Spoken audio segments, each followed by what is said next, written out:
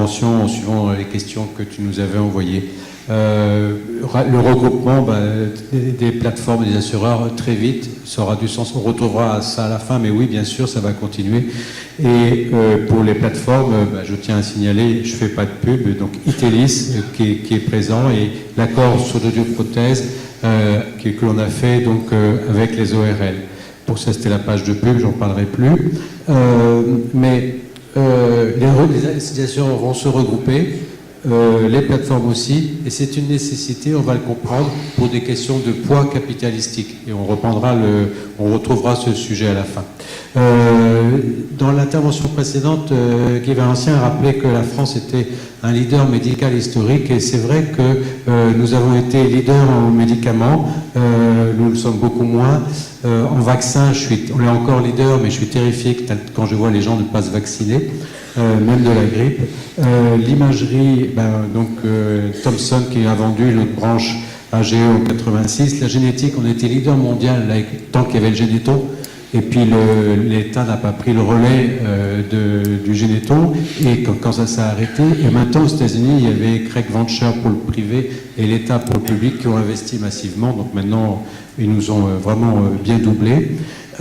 Et dans les données de santé, nous arrivons là aussi avec ce paradoxe que nous sommes premier mondial avec une base comme le SNIRAM. Donc on a l'habitude d'être les innovateurs et leaders en innovation. Alors maintenant, si je me focus sur les données, qu'est-ce que l'on observe?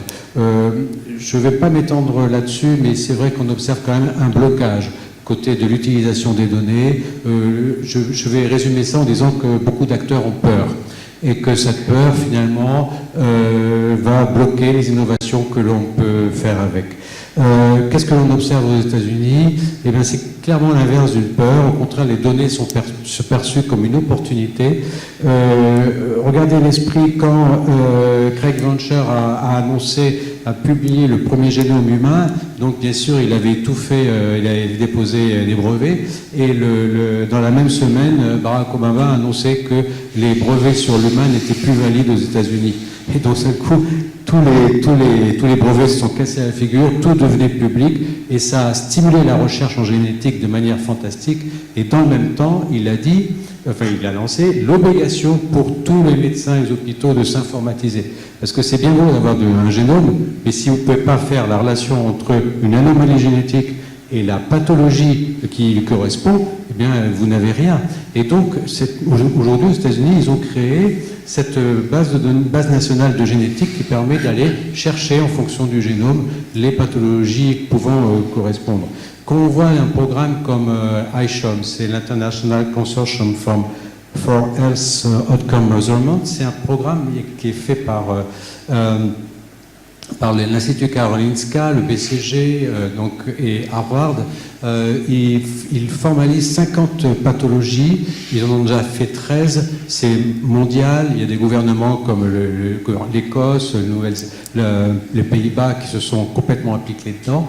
Eh bien, ils se servent des données et c'est le patient connecté, c'est-à-dire que maintenant c'est les données patients, les résultats, et c'est ça qui change. Jusqu'à présent, on évalue les hôpitaux par des process. Est-ce qu'ils ont un bon process ou pas? Est-ce qu'ils sont accrédités ou pas? Avec iCHOM, finalement, on se dit, mais quel est le résultat concret sur les patients? Et l'on le mesure. Donc les données, ça va progresser.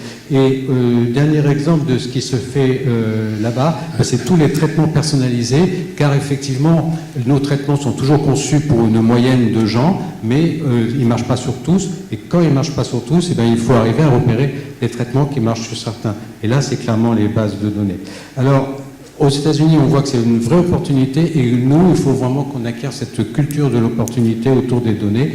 Et d'une manière générale, je pense que cette culture de travail sur les données va faire baisser les inégalités. Parce qu'aujourd'hui, on voit bien que l'accès aux soins, l'inégalité vient des différences culturelles entre les gens et que l'accès aux données va nous aider. Et c'est ce que l'on fait, par exemple, quand on publie des palmarès des hôpitaux cliniques. On aide quelques personnes à accéder aux informations que seuls certains ont.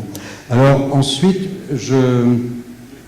d'une manière plus générale, si on regarde les révolutions qui vont devant nous, qui arrivent. On en voit déjà quand on arrive à votre forum, on voit les plateformes de rendez-vous qui se sont complètement intégrées et qui se développent. La télémédecine, c'était l'un des sujets. Oui, la télémédecine va se généraliser. Merci à l'État d'avoir défini son cadre. Je crois qu'effectivement, la grosse question maintenant, parce que si nous sommes les rois de l'innovation, nous sommes aussi les rois des pilotes. Et maintenant, il faut sortir de la logique des pilotes pour qu'on ne soit pas obligé, qu'on veut faire un nouveau service de télémédecine, passer par le parcours du combattant, ARS, etc. Et il faut définir des règles, et c'est celle que nous attendons. Mais très clairement, aux États-Unis, on ne peut plus vendre un contrat d'assurance sans associer un service de téléconsultation, et donc tout ça se développe massivement. Mais ce qui arrive de manière plus importante, et vous le savez bien, à horizon 5 ans, 10 ans, et ça va aller plus vite qu'on le pense, c'est la médecine sans symptômes. C'est-à-dire que finalement, on voit bien aujourd'hui, il y a guère que le Septime 9, qui, avec une simple prise de sang, je peux diagnostiquer un cancer du côlon à travers les éléments génétiques qu'il laisse dans le sang. En France, nous, on ne le prescrit pas, donc il a été bloqué de fait. On préfère faire des hémocultes d'un côté ou des fibroscopies de l'autre. Mais bien entendu, quand tous ces tests vont arriver, on a des solutions qui nous permettent, par exemple, de savoir si une chimio va être utile ou pas. C'est plus ou moins bloqué en France. Ça finira par passer.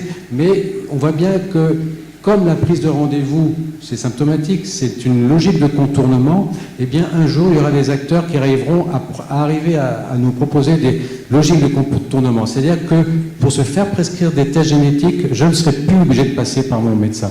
Et c'est ça qu'il faut bien comprendre, c'est que la chaîne va pouvoir changer de ce côté-là. Et c'est là que je reviens sur mon début avec les notions de capital. On va voir apparaître des acteurs comme Google. Le groupe AXA, grâce à Dieu, c'est un très très bon groupe, 50 milliards en capitalisation boursière.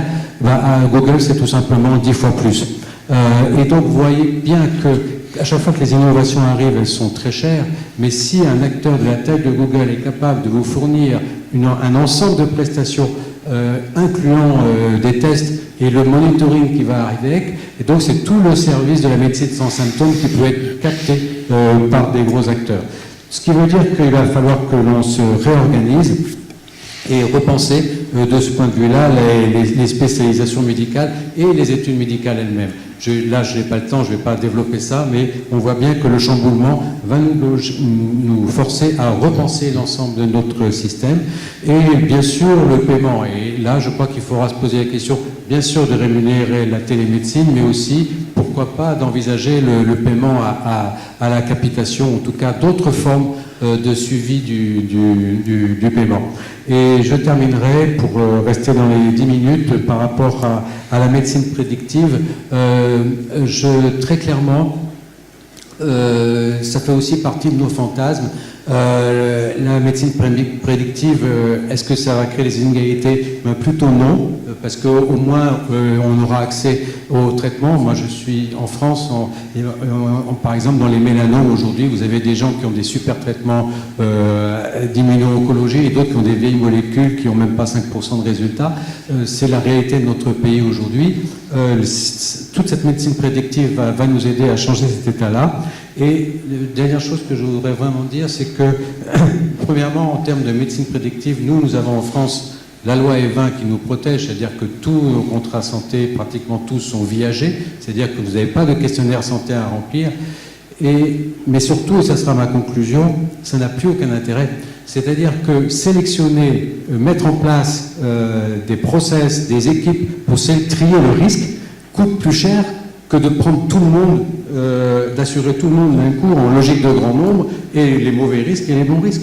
Donc aujourd'hui, la notion de sélection de risques est de plus en plus dépassée en fonction que l'on augmente les capacités de gens qui sont assurés chez nous, et cela va continuer donc à nous pousser à nous regrouper entre assureurs, ce qui me permet de boucler avec mon introduction.